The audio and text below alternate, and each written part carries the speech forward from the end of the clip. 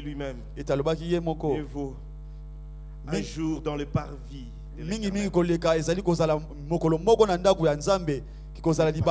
vie ailleurs. Oh, c'est merveilleux, bien-aimé.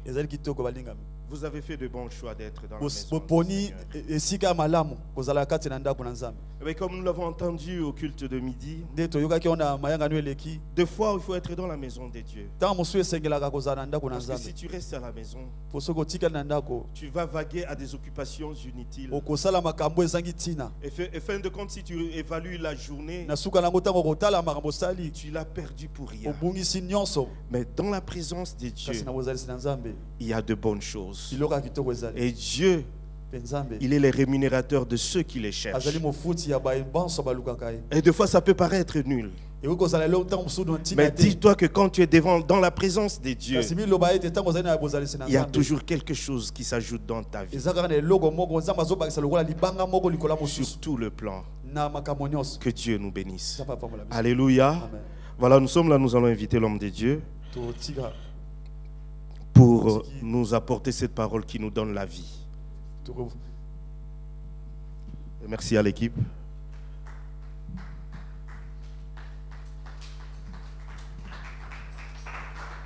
Vous applaudissez timidement.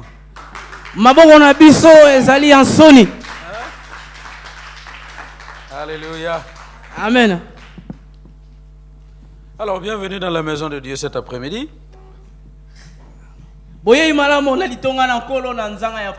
Nous sommes heureux d'être le peuple de Dieu. Et je sais que cet après-midi, Dieu veut toucher la vie de quelqu'un. Nous bénissons le Seigneur qui nous a bénis pendant notre convention le week-end passé. Et c'est le Dieu qui n'a pas fini avec nous. Il va visiter quelqu'un encore. Alléluia. Amen. Alors, je vais terminer ce que nous avons commencé depuis le matin. Sachant que Dieu a un message pour quelqu'un. Et ce thème que nous développons depuis le matin, dans la suite du réajustement que Dieu veut apporter dans nos vies, nous avons parlé de l'importance de réajuster notre compréhension de la vie chrétienne. Il y a trop de chrétiens. Quand vous les entendez témoigner,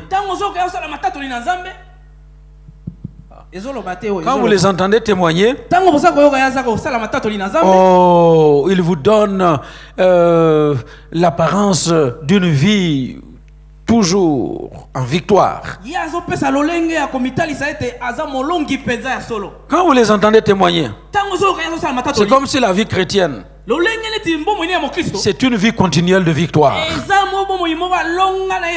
Une vie où il n'y a pas d'échec. Une vie où il n'y a pas d'erreur. Il donne un mauvais visage de la vie chrétienne.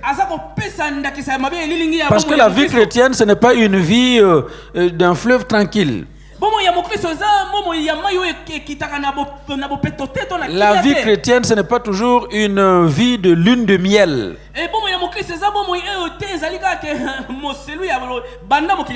Il y a des hauts, il y a des bas, il y a des chutes, il y a des relèvements. Et cet après-midi, Dieu me dit de vous dire que dans la vie chrétienne, le plus saint des saints, le plus chrétien des chrétiens, le plus fort parmi tous, il peut tomber.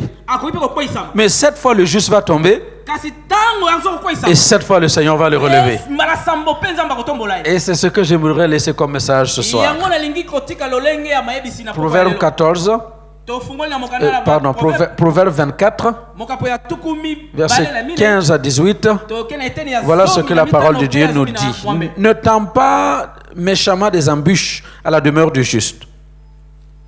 Et ne dévaste pas le lieu où il repose, car cette fois le juste tombe et il se relève.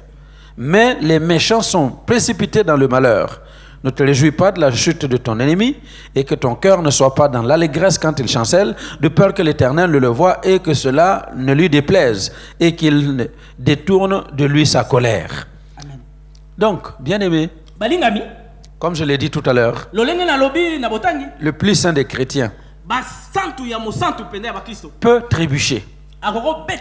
Ce n'est pas pour donner une licence aux chrétiens de trébucher, de tomber, de se relever. Mais la chute de l'enfant de Dieu, ce n'est pas forcément commettre l'adultère, ce n'est pas forcément mentir ou voler.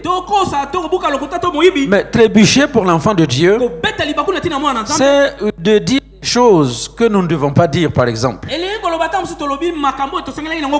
Et combien souvent ne laissez-vous pas sortir des paroles de votre bouche? Et une fois qu'elle est sortie,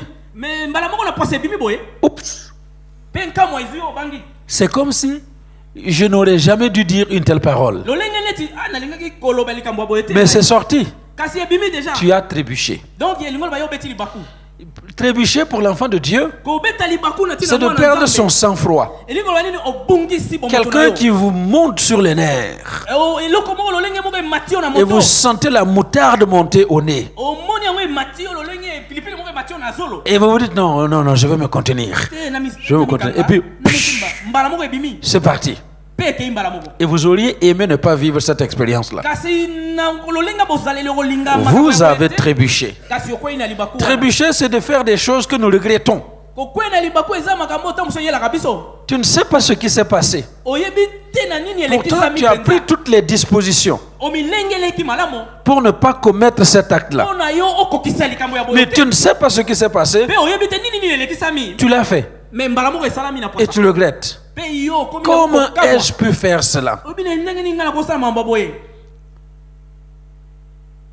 Mais en dépit de toutes ces choses que l'on peut vivre,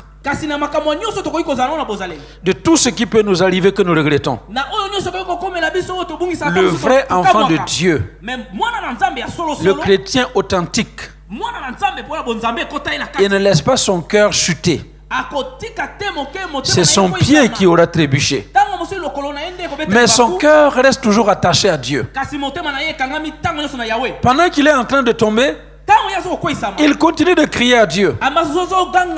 Ses désirs sont toujours orientés vers Dieu. Et comme je l'ai dit de la part de mon ami Les Brown, il dit quand tu sens que tu tombes, fais tout pour ne pas tomber sur le visage. Tombe sur le dos. Parce que aussi longtemps que tu peux regarder au Seigneur, tu peux te relever. Alléluia. Tu peux te relever. Le juste peut trébucher et tomber, mais le Seigneur le relève toujours. Dis à ton voisin, le Seigneur cet après-midi veut te relever. Le Seigneur cet après-midi veut te relever. 3 choses que je vais vous laisser cet après-midi. Première chose à considérer, c'est ce qui se passe autour de vous quand vous êtes par terre. Il est impossible que les chrétiens ne trébuchent pas. C'est inévitable que le chrétien ne trébuche pas.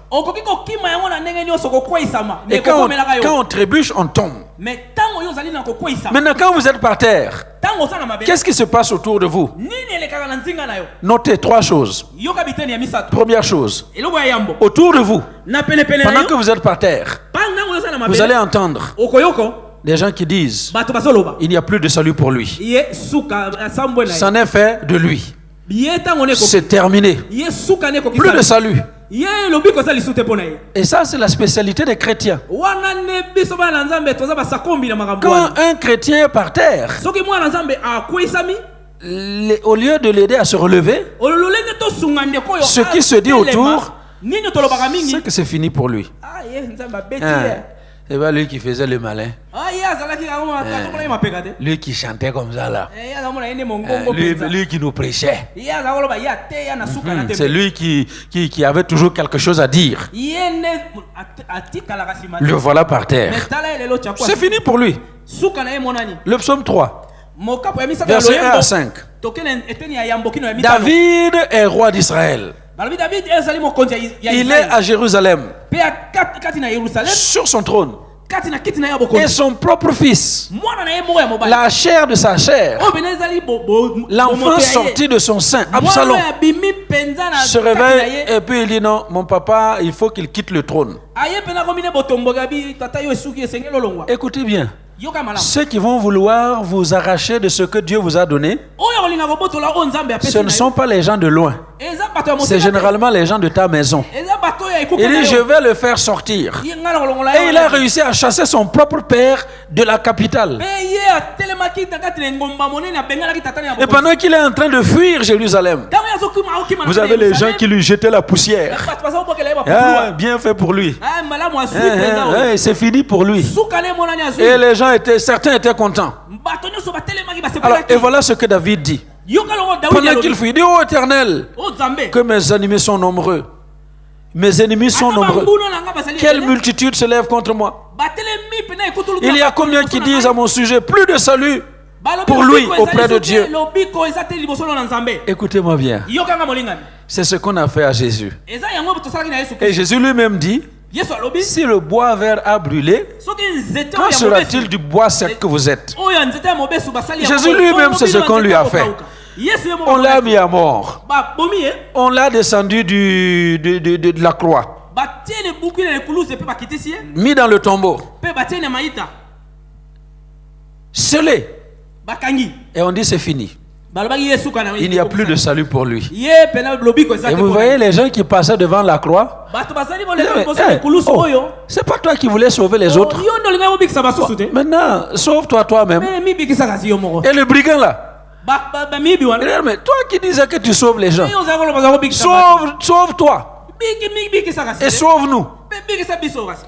Plus de salut pour lui. Mais j'ai une bonne nouvelle pour vous. Si vous entendez les gens chuchoter autour de vous que c'est fini pour vous, je vous donne la bonne nouvelle. Dites-leur seulement, attendez 3 jours. Parce que le 3e jour, il est sorti vivant du tombeau.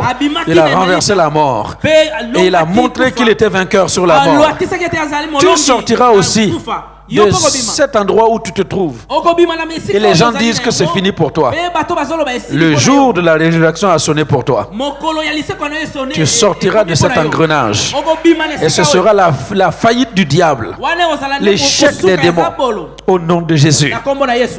Deuxième chose. Qu'est-ce qui se passe autour de vous?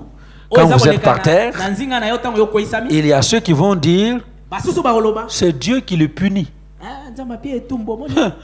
Lui qui faisait trop le malin là, Dieu l'a puni. Maintenant il récolte ce qu'il a semé. Quand vous êtes par terre, il y a des gens qui vont dire comme ça. Quand vous êtes dans votre moment de souffrance, au plus bas de la vallée, il y a des gens qui vont estimer que c'est Dieu qui vous punit. Mais j'ai une bonne nouvelle pour vous. C'est ce qu'on a dit de Jésus. Ésaïe 53, verset 4. Il dit, ce sont nos souffrances qu'il a portées. C'est de nos douleurs qu'il s'est chargé. Et il dit, nous l'avons considéré comme puni, frappé de Dieu et humilié. Voilà ce que les gens se disaient. C'est Dieu qui le punit. C'est Dieu qui l'a frappé. C'est Dieu qui l'humilie. Mais j'ai une bonne nouvelle pour vous. Ils vont changer d'avis. Ils vont changer d'avis.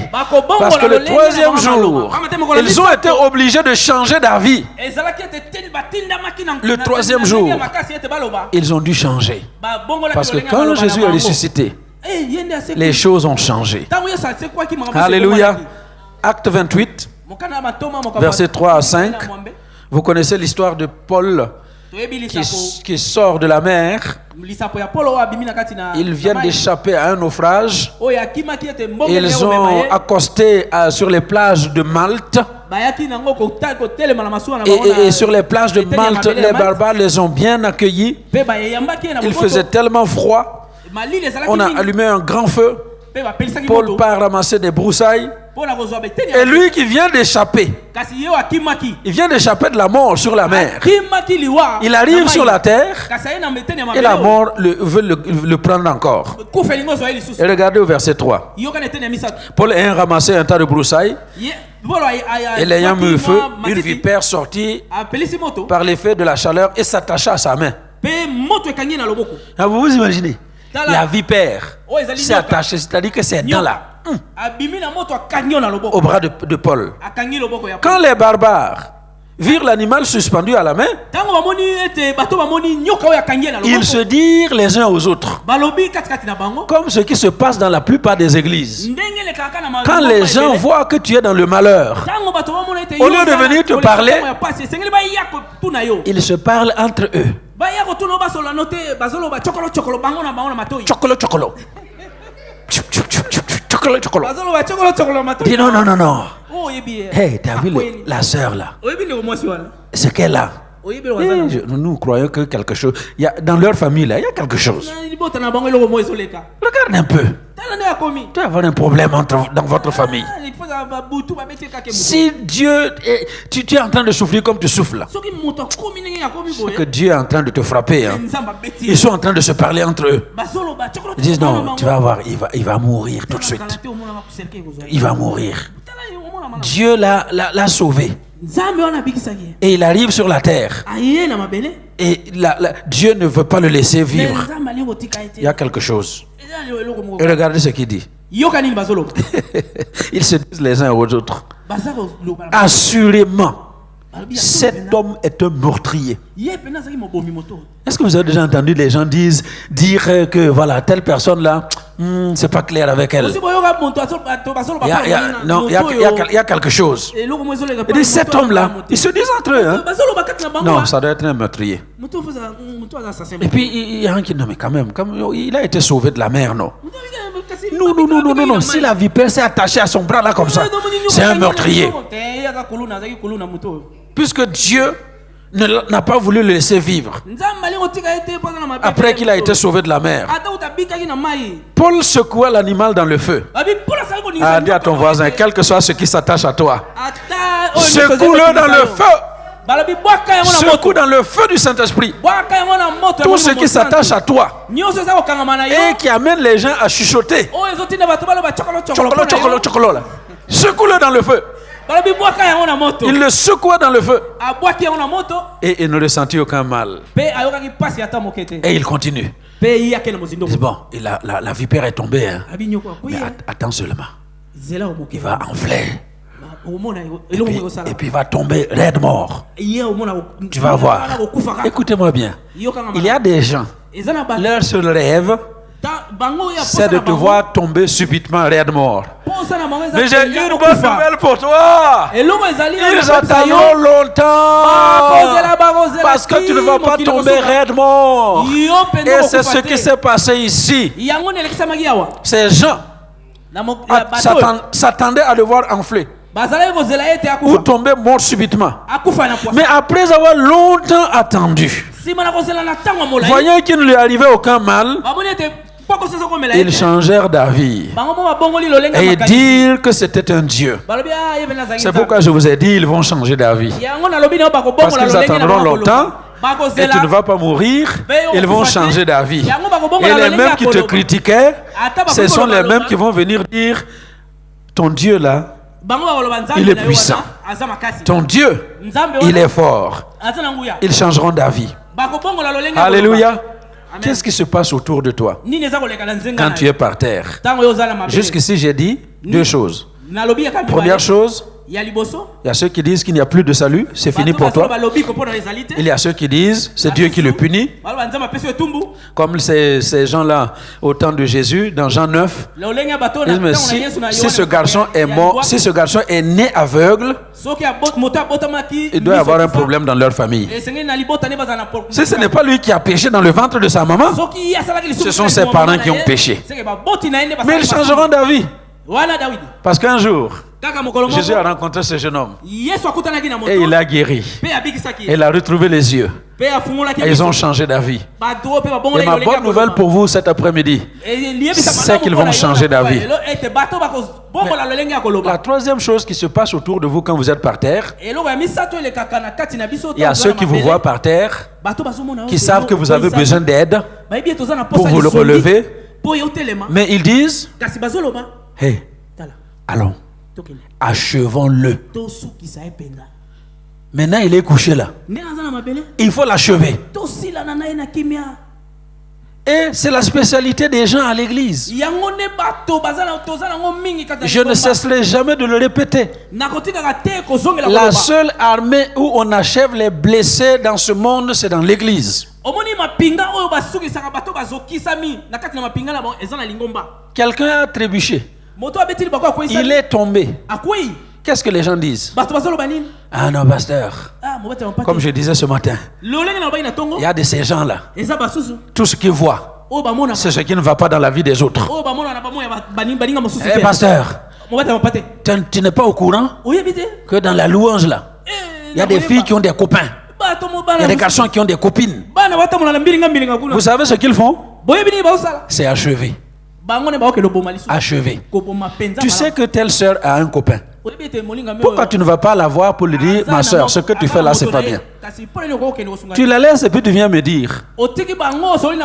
Je l'ai dit ce matin, chaque fois que quelqu'un vient me dire telle affaire, je demande qu'est-ce que tu lui as dit. Je ne lui ai rien dit. Alors, vas-y, moi je ne vais pas lui dire quelque chose. Parce que c'est une façon d'achever les gens. Allô? Donc, si vous voulez venir me dire que tel a fait ça, allez lui dire d'abord. Si vous ne lui dites pas d'abord, vous venez me dire, je ne fais rien.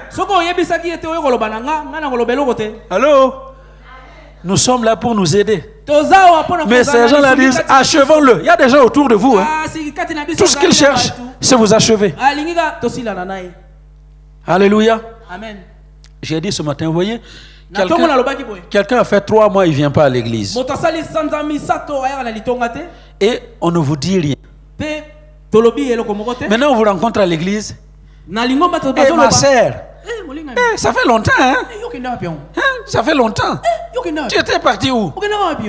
Ça, c'est venir vous achever. Tu as vu que la sœur n'est pas venue 1 semaine, 2 semaines, 1 mois. Mais téléphone-lui. Si tu ne peux pas aller la voir, téléphone-lui pour savoir pourquoi il n'est pas venu. Mais tu attends seulement 3 mois pour dire, hey, ma soeur, ça fait longtemps, hein? On est en train de t'achever. Donc si quelqu'un te dit là, après 3 mois, que tu es venu à l'église, ça fait longtemps, dis-lui, mon bourreau. Tu l'appelles mon bourreau. Mon bourreau. Mon bourreau. Tu es venu pour m'achever. Mais je ne me laisse pas achever. Est-ce que vous m'entendez? Alléluia. Et dans la Bible, dans le livre de la Genèse, j'ai donné l'histoire de ces fils de Jacob qui ont trouvé le moyen d'achever des gens. Et c'est exactement comme ça que le diable fait. Il vous pose des pièges. Vous tombez dans le piège. Et quand vous êtes suffisamment souffrant dans son piège, il vient vous achever pour en faire sa soupe. Ah, dis à ton voisin, refuse d'être la soupe du diable. Il ne faut pas être la soupe du diable. Ah, il veut te dévorer, mais il faut refuser. Genèse 34. Dans Genèse 34, Jacob arrive dans une ville appelée Sichem. Et il avait une fille appelée Dina, une belle fille, très jolie. Et quand ils arrivent dans la contrée, le prince du pays, qui s'appelait Sichem, son père a mort. Le prince tombe amoureux de Dina. Mais au lieu de faire les choses correctement, comme on le fait dans les civilisations anciennes, parfois même en Afrique jusqu'aujourd'hui, il pouvait en parler à son père, et son père allait demander Dina en mariage, et ça pouvait s'arranger. Mais non, il fait enlever la fille. Il l'amène dans sa maison, il la viole et... Parce qu'il est tellement amoureux.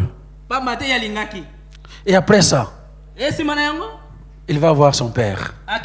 Il dit non, cette fille-là, elle me plaît trop. Donne-la moi à mariage. Donne-la moi, je veux cette fille. Et puis le roi,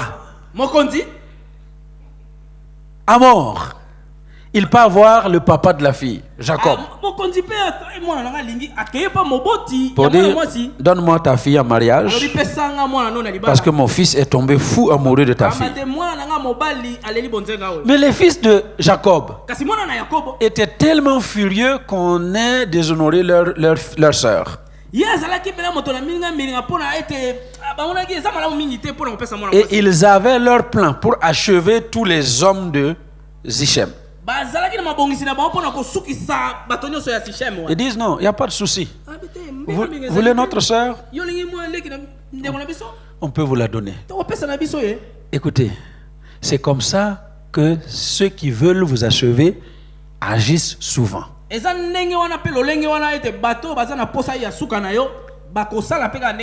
Quand on vous présente la chose, oh, c'est une bonne chose pour moi. Ils disent, il n'y a pas de problème. Nous pouvons te donner notre fille, notre sœur. Mais il y a une chose. Écoutez bien. Quand le diable vient vous tenter, il vous montrera le bon côté des choses. Mais il vous dira la condition. La condition. Il y a une chose. Et la chose que nous vous invitons à faire, c'est de vous faire circoncire. Parce que nous ne pouvons pas donner notre sœur à un incirconcis. Et à mort, le roi du pays, il dit mais il n'y a pas de problème. Si ce n'est que ça, écoutez bien.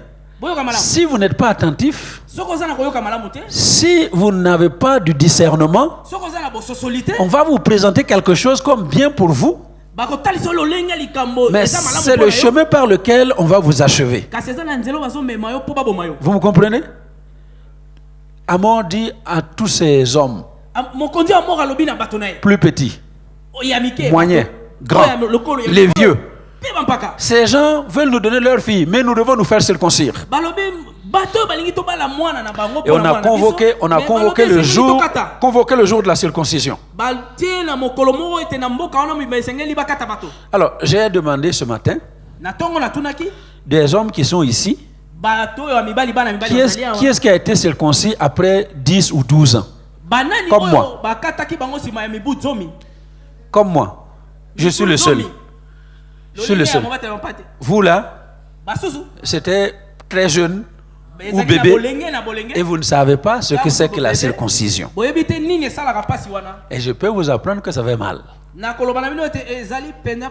À 12 ans, quand vous êtes dans votre cercle enclos où on doit vous prendre un à un pour aller circoncire, vous êtes à 100 mètres, vous entendez les autres hurler. Il y en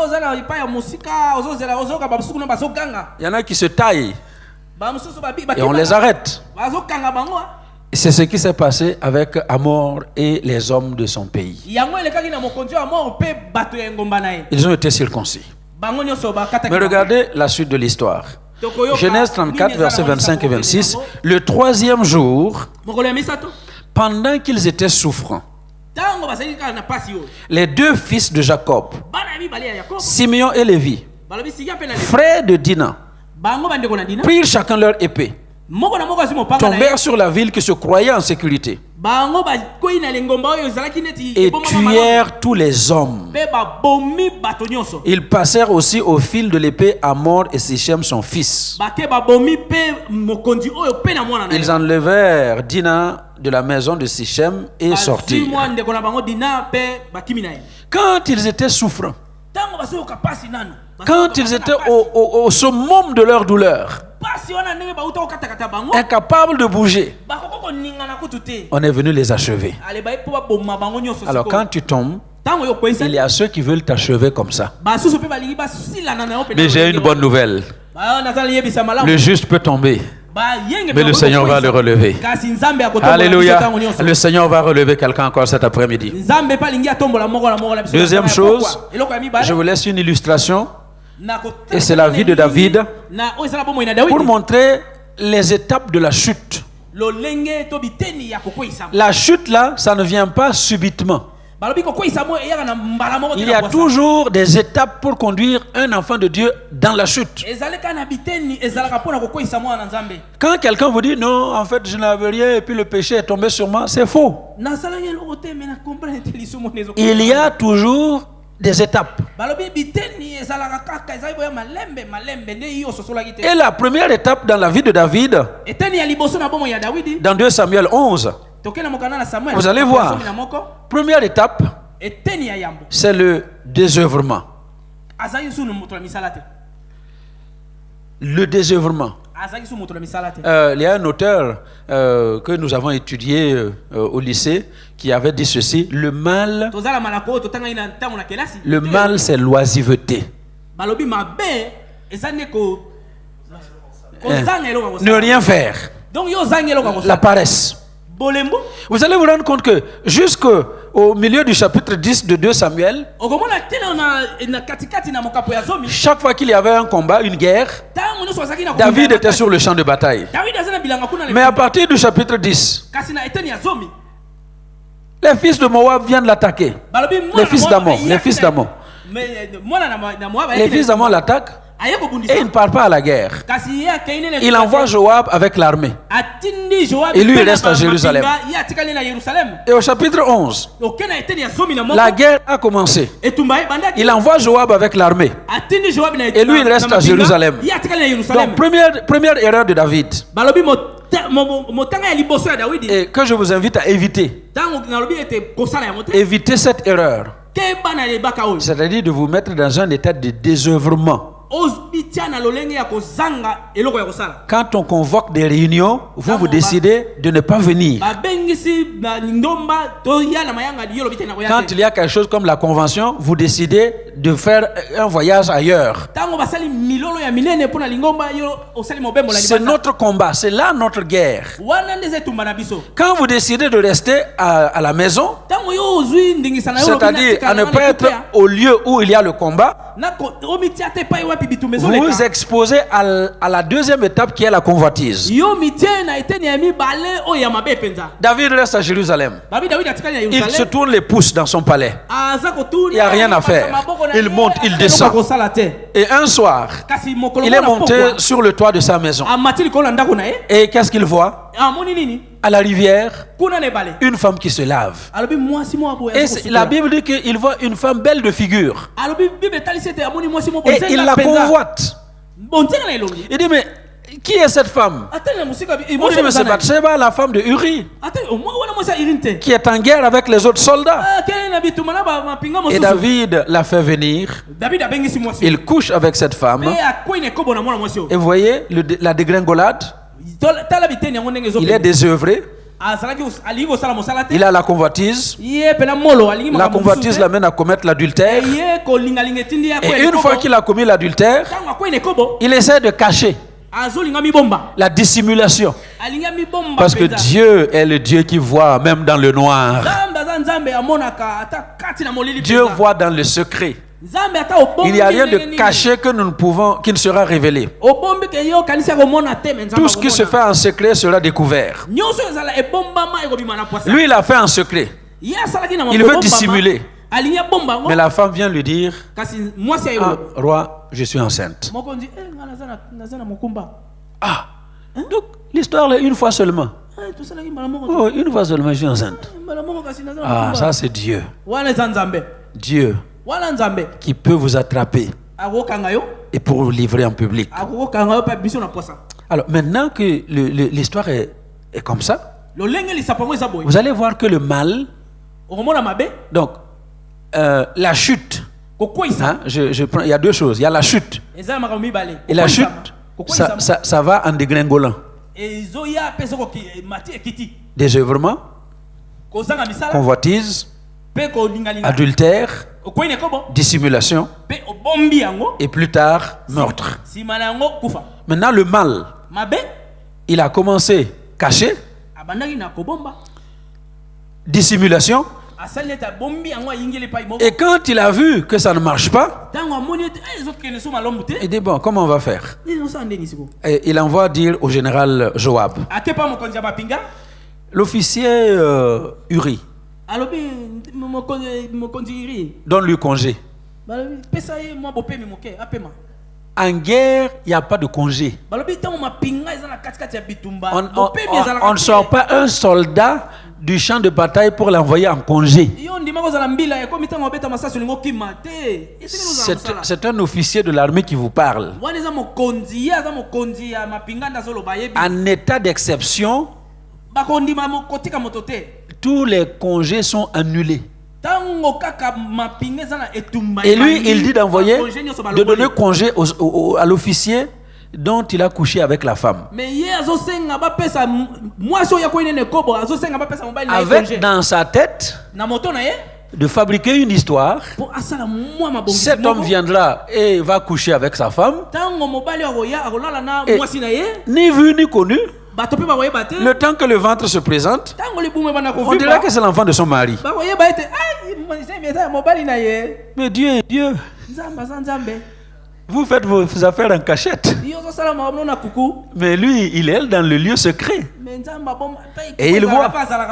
Et quand cet officier arrive, il dit au roi, non, non, non, c'est pas possible. Je ne peux pas laisser mes camarades sur le champ de bataille et venir dormir avec ma femme.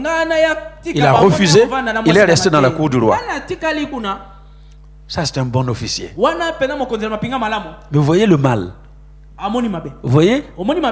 Il a commencé dans le cœur de David.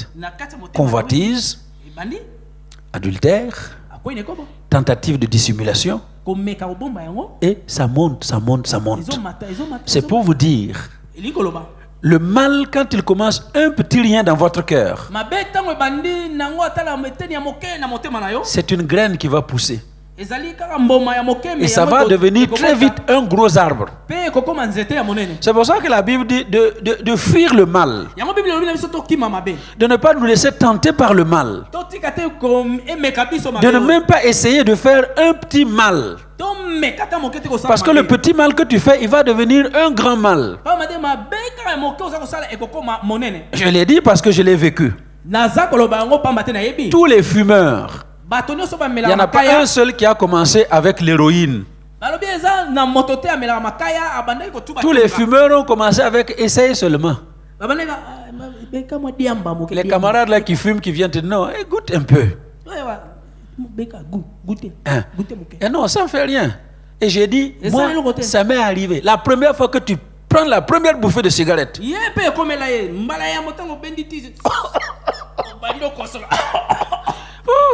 et c'est pas bon, c'est mauvais.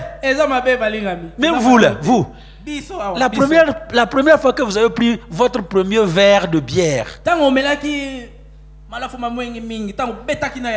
c'était bon, hein? Non, c'est pas bon. L'alcool là, c'est pas bon. Vous essayez de goûter le whisky pour la première fois, c'est pas bon. Mais vous dites non, essaye seulement un peu. Et puis, et tu goûtes un peu. Cigarette, tu prends un peu. Et puis, quelque temps après, tu ne peux plus te passer de la cigarette. Tu prends des cigarettes encore plus fortes. Et ça ne satisfait pas ton besoin. Et un jour tu sais, mais qu'est-ce qu'il y a de plus fort que la cigarette? Il y a hashish. Voilà, et puis tu prends ça. Et bientôt ça ne suffit pas. Dis, mais qu'est-ce qu'il y a de plus fort? Il y a héroïne. Et tu commences à te piquer avec la drogue. Vous imaginez? Ça commence comme ça. Est-ce que vous comprenez? Le mal là, il ne faut pas laisser un petit gramme de mal dans votre vie. Parce qu'une fois qu'il entre, c'est une graine qui va pousser. Et David s'est retrouvé là, coincé. J'ai couché avec la femme d'autrui. Autrui refuse d'aller coucher avec sa femme. Il y a grossesse. Si je ne fais rien, ça va se savoir. Vous voyez, les filles, je disais ce matin aux filles, les garçons escrocs là, qui vous flattent et puis vous acceptez leurs avances.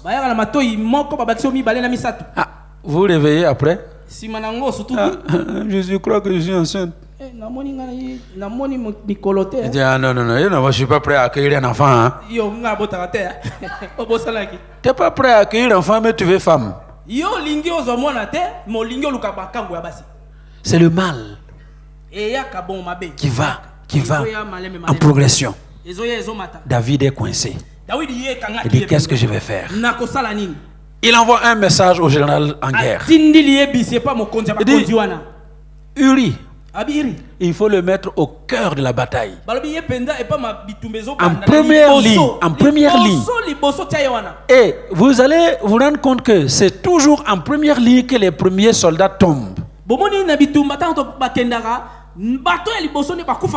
Ceux qui sont à l'arrière là, ils ne meurent pas tout de suite. Hein? Mais ceux qui sont en première ligne. Et David savait, c'est un homme de guerre. Il savait que cet homme là, si on le mettait là où il a dit, il ne peut pas revenir vivant. Et Joab a écouté. Joab a mis Uri en première ligne. Et Uri est mort. Et quand David reçoit le message, il dit non, général, ne t'en fais pas. C'est comme ça la guerre. L'épée tue tantôt à gauche, tantôt à droite. Voilà. Prends courage et continue. Même le Nouveau Testament dit qu'une femme est liée à son mari aussi longtemps qu'il vit. S'il meurt, elle est libre d'épouser qui elle veut. Maintenant, Uri est mort. Uri est mort. Madame Uri devient une femme libre. Et David dit, allez, maintenant, on va régler bien les choses. Il prend Uri dans sa maison, qui devient sa femme, et vous connaissez la suite. Je vous raconte tout cela pourquoi? Pour vous dire que la chute, il y a un schéma. Il y a des étapes. Si vous vous laissez entrer dans cette étape-là, vous allez finir par tomber. Et c'est ce qui s'est passé avec David. Mais malgré tout ce que je viens de vous décrire, Dieu dit de David, dans Acte 13, verset 22, j'ai trouvé David, fils d'Isaïe, homme selon mon cœur, qui accomplira toutes mes volontés. Quand je lis ça, je dis, mais waouh, comment Dieu peut dire cela de David? Malgré tout ce qu'il a fait là, Dieu dit c'est l'homme selon mon cœur. Et il avait déjà dit dans 1 Samuel 13, verset 13 à 14, quand il a renvoyé Saül, il a retiré la royauté de Saül. Samuel dit à Saül, l'Éternel s'est choisi un homme selon son cœur.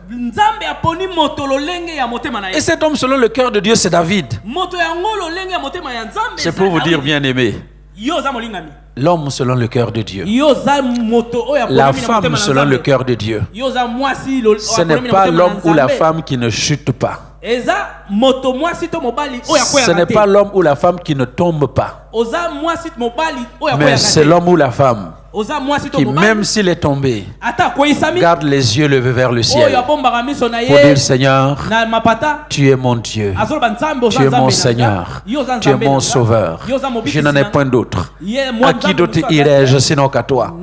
C'est toi seul qui as les paroles de la vie éternelle. C'est cet homme-là, c'est cette femme-là qui est l'homme ou la femme selon le cœur de Dieu.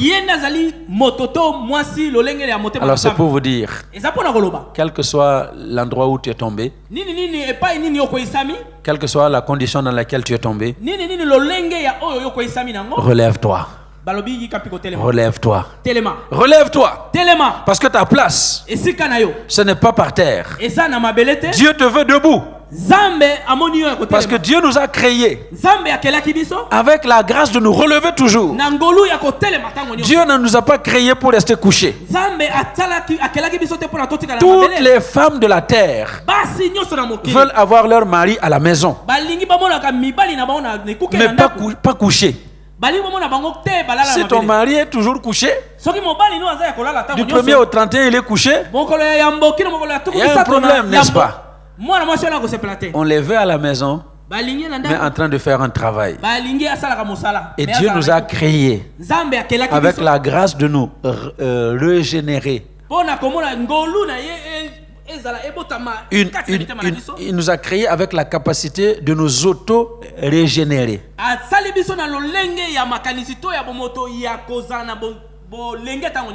Si vous êtes normal, vous n'êtes pas malade, vous coupez les cheveux, qu'est-ce qui va se passer quelque temps après? Dites-moi.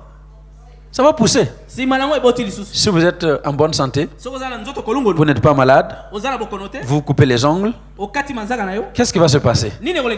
Ça va repousser. Même si vous vous blessez, combien de fois ne vous êtes-vous pas blessé? Mais ça guérit. Parce que Dieu vous a créé pour vous auto-régénérer. Pour ne pas rester là où vous tombez. Depuis ce matin, j'ai dit, maman Wivine, viens ici. Hein? Regardez cette dame-là. Hein? Vous la voyez, hein? Non, reste là. Pour qu'on te voit bien. Vous voyez, hein? Hein? Moi, je suis toujours surpris. Hein? Vous voyez? Elle a été jeune fille. Ventre plus plat que ça. Mais vous savez que de ce ventre-là sont sortis 2 enfants. Hein? Quand tu étais enceinte, fais-nous un peu voir comment était ton ventre. Vous voyez? Son ventre était comme ça. Montre encore. Vous voyez ça? 3-4 fois ce qu'elle a aujourd'hui. Alors, et moi je me disais quand ma femme était enceinte pour la première fois, j'ai vu comme ça, j'ai dit mais Seigneur, comment ça va? Je lui ai jamais dit ça, mais je me posais la question. J'espère que ça ne va pas rester comme ça. Mais Dieu a donné cette grâce pour que le ventre qui était comme elle a décrit est redevenu ce que vous voyez aujourd'hui. Et elle aura d'autres enfants. Vous verrez le ventre se gonfler. Et vous verrez le ventre se dégonfler. Parce que c'est ça ce que Dieu nous a donné. Ce n'est pas qu'on se retrouve à une situation et puis on reste définitivement à cette situation. Merci beaucoup. Est-ce que vous me comprenez aujourd'hui? Quel que soit le lieu où tu es tombé, tu as le pouvoir de te relever. Alors relève-toi. Ta place n'est pas par terre. Relève-toi. Tous les patriarches que vous connaissez, tous les hommes de la Bible que vous connaissez, chacun a eu ses moments où il était par terre, mais ils ne sont pas restés par terre. Abraham, le père de la foi, il a menti. Et pourtant, c'était toujours le père de la foi. Isaac, le fils d'Abraham que nous citons, Dieu d'Abraham, Dieu d'Isaac. Vous voyez comment il s'est comporté avec sa famille. Un père presque irresponsable, qui avait des préférés. Lui, il aimait seulement l'enfant qui lui donnait à manger. Malgré cela, nous citons le Dieu d'Abraham, le Dieu d'Isaac, Jacob. Vous connaissez l'histoire. L'ancêtre des 12 tribus d'Israël était un escroc. Escroc. Voilà, c'est ça. Ça, c'est vraiment Jacob. Depuis le ventre de maman.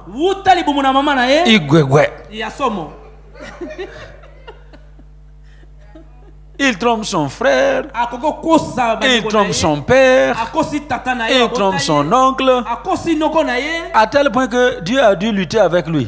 Mais c'est pas possible. Donc Dieu essaie de le changer.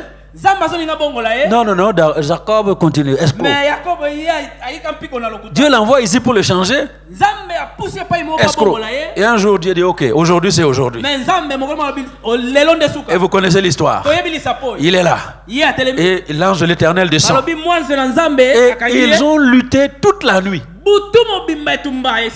Dis à ton voisin, s'il te plaît, n'attends pas de lutter avec Dieu pour changer. Laisse-le te changer sans lutte.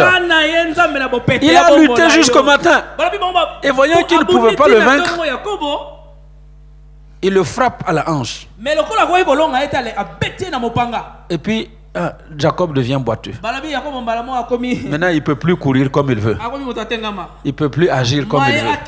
C'est pour ça que je dis, n'attends pas de lutter. Parce que tu risques d'avoir une faiblesse dans ton corps qui va t'empêcher d'agir comme tu agis. Et quand il a fini, Jacob, l'ange de l'Éternel lui dit,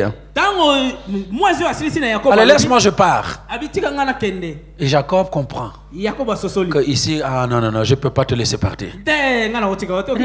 Te laisser partir gratuitement comme ça? Non. Je ne te laisserai point partir avant que tu ne m'aies béni. Et c'est en ce moment que les choses vont changer. Dieu dit à David, à Jacob, comment tu t'appelles? Vous croyez que l'ange de l'Éternel ne savait pas comment il s'appelait? Mais il voulait qu'il le confesse lui-même. C'est pourquoi il dit, si tu confesses, si de ta bouche tu confesses, si nous lui confessons nos péchés, il est fidèle, il est juste pour nous les pardonner et pour nous purifier de toute iniquité. Mais il faut que ça sorte de ta bouche. Alors il dit, mais c'est comme ça, vous voyez, quand on vous a eu là, comment tu t'appelles? En fait, toi-même tu sais quoi? Jacob. Escroc. Tu t'appelles comment? Escroc. Il dit ok. Maintenant que tu l'as dit, à partir d'aujourd'hui, tu ne seras plus appelé escroc. Tu seras appelé l'homme qui a lutté avec Dieu et qui a été trouvé vainqueur. Alléluia! Trouvé vainqueur. Et il est ressorti l'homme fort que nous connaissons aujourd'hui. Tous les hommes que Dieu a utilisés ont eu leur moment de faiblesse. Jean-Baptiste, Jean le Baptiste, le précurseur du Maître, celui qui a annoncé Jésus. Dans Matthieu 11, il est en prison, jeté en prison parce qu'il a prêché la vérité. Il a dit à Hérode, il ne t'est pas permis de prendre la femme de ton frère. On l'a attrapé, on l'a mis en prison. Et il est là, il attend. Jésus, celui dont j'ai dit, voici l'agneau de Dieu qui ôte le péché du monde.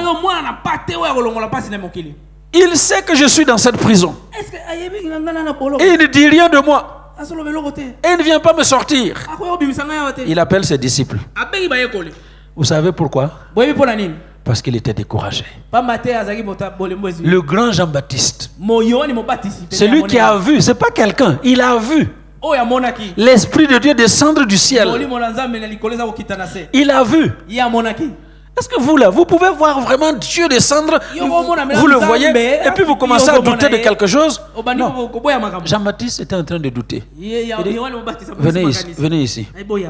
Allez demander à Jésus là. Est-ce que c'est vraiment lui? Ou nous devons attendre encore un autre?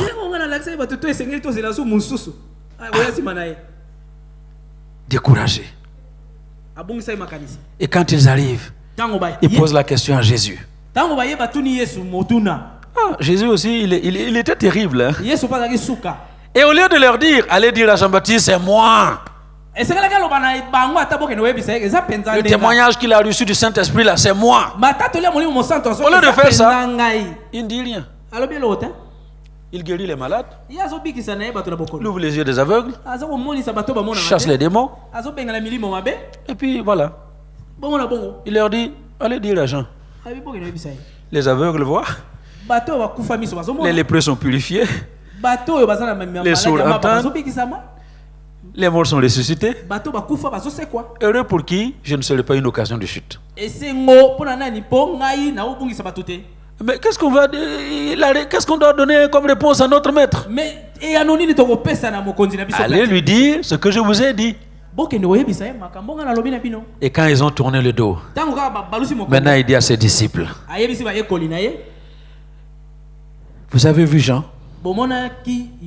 Sur la terre, il n'y a pas de prophète plus grand que Jean. Il n'y en a pas eu avant lui et il n'y en aura pas après lui. Est-ce que vous m'entendez? Écoutez-moi bien. Même si vous savez où vous êtes tombé, ce n'est pas ce qui importe aux yeux de Dieu. C'est comment vous regardez Dieu aujourd'hui. Même Pierre, le grand apôtre Pierre, il a renié son maître. Alors toi aussi, tu n'es pas exempté. Peut t'arriver de chuter, de trébucher. Mais l'encouragement que Dieu me dit de vous donner aujourd'hui, c'est que tu peux tomber une fois, 2 fois, même jusqu'à 7 fois. Et autant de fois que tu tombes, autant de fois Dieu va te relever. Alors relève-toi aujourd'hui et avance avec ton maître.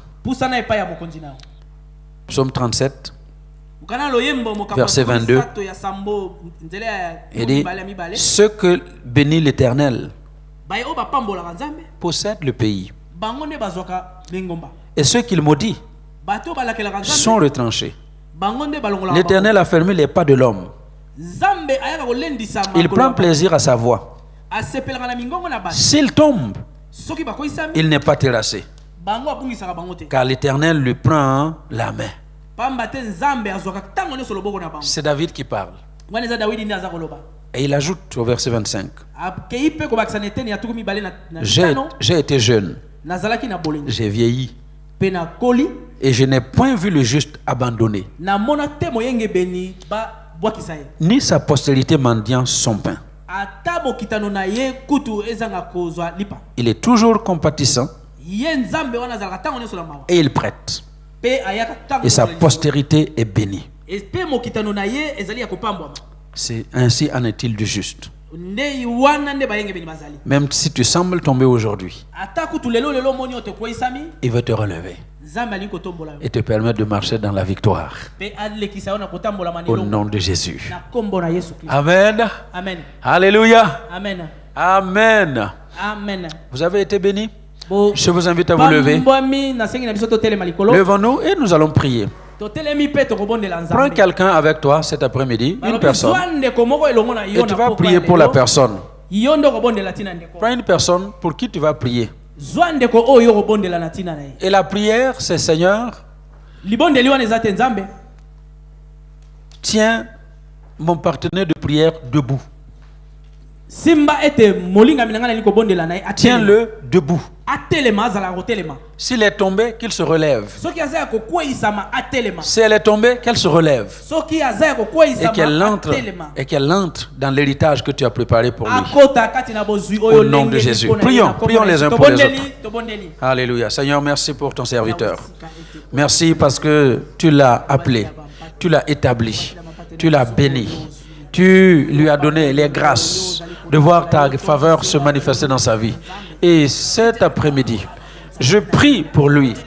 Toi seul connais les domaines qui ne fonctionnent pas dans sa vie. Tu connais les endroits où sa vie ne correspond pas au modèle que tu as préparé pour lui. Aujourd'hui, je prie, Seigneur, que tu interviennes dans cette vie et que tu te glorifies dans sa vie, qu'il voit ta gloire. Merci de le relever et merci de l'installer dans la victoire au nom de Jésus. Merci parce que c'est toi qui aimes ton serviteur, qui le bénit avec sa famille. Sa vie est une vie victorieuse. Il se relève et il marche dans la victoire. Merci pour tous tes bienfaits. Au nom de Jésus. Merci Père. Alléluia. Amen. Amen. Amen. Amen. Alléluia. Amen. Acclamons le Seigneur qui nous a parlé, qu'il nous fasse du bien et qu'il remette les uns et les autres sur les rails et que nous puissions accéder à ce que Dieu a préparé au nom de Jésus. Amen. Soyez bénis.